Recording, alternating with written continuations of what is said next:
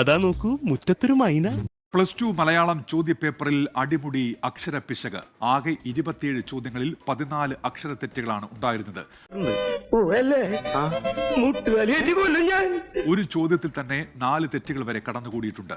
എനിക്ക് എഴുതാനല്ലേ സാറേ അറിയൂ, വായിക്കാറില്ലല്ലോ. പാവം, എല്ലാ കഴിവും കൂടി ദൈവം ഒരാൾക്ക് കൊടുക്കൂലല്ലോ. സയൻസ് പരീക്ഷയിൽ കുഴപ്പിക്കുന്ന ചോദ്യങ്ങൾ ഉൾപ്പെടുത്തിയതും നേരത്തെ വിവാദമായിരുന്നു. എന്തോന്നടാ ഇതൊക്കെ, ആണക്കേട്. കെമിസ്ട്രി ഓൾറെഡി ടഫായിരുന്നു, അത് കുറച്ച് പാടായിരുന്നു. പിന്നെ നടന്നത് ഇംഗ്ലീഷാണ്. ഇംഗ്ലീഷ് ഇത് രണ്ടും വെച്ച് കമ്പയർ ചെയ്ത് നോക്കുമ്പോൾ ഇംഗ്ലീഷ് കുറച്ച് ബെറ്റർ ആയിട്ട് ഫീൽ ചെയ്യുന്നു. മോഡൽ പരീക്ഷയിൽ നിന്ന് വ്യത്യസ്തമാണ് മുഖ്യ പരീക്ഷയിലെ ചോദ്യങ്ങളെന്ന് വിദ്യാർത്ഥികൾ പറയുന്നു.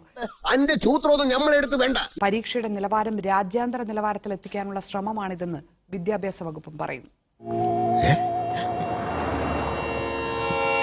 അതെങ്ങനെ? മലയാളം അധ്യാപകരുടെ പാനൽ തയ്യാറാക്കിയ ചോദ്യപേപ്പറിൽ കടന്നുകൂടിയ തെറ്റുകൾ ഇങ്ങനെ.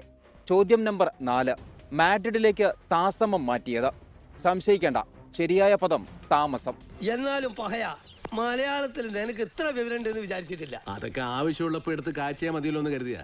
ഇനി ചോദ്യം 6, നീലകണ്ഠ ശൈലം എന്നതിന് നീലകണു ശൈലം. എന്റെ വേളാങ്കണ്ണി മാതാവേ, ഇവന് കുറച്ചു ബുദ്ധി ഉണ്ടായിരുന്നെങ്കിൽ മന്ദബുദ്ധി എന്നെങ്കിലും വിളിക്കായിരുന്നു. അതും ഇല്ലാതായി. ചോദ്യം 9 സച്ചിനെ കുറിച്ച് എന്നതിന് പകരം സച്ചിനെ കറിച്ച്. ആൾക്ക് തീരെ വിദ്യാഭ്യാസം വിവരമൊന്നും ഇല്ലേ. ഇങ്ങനെ നീളുന്നു ചോദ്യങ്ങളിലെ അക്ഷരത്തെറ്റുകൾ. എണ്ണിയെടുത്താൽ ആകെ 27 ചോദ്യങ്ങളിൽ 14 തെറ്റുകളുണ്ട്. തോന്നി അതങ്ങനെ വരൂ, അതങ്ങനെ സംഭവിക്കൂ. ഈ ലോകത്തിന്റെ ഒരു പോക്കേ.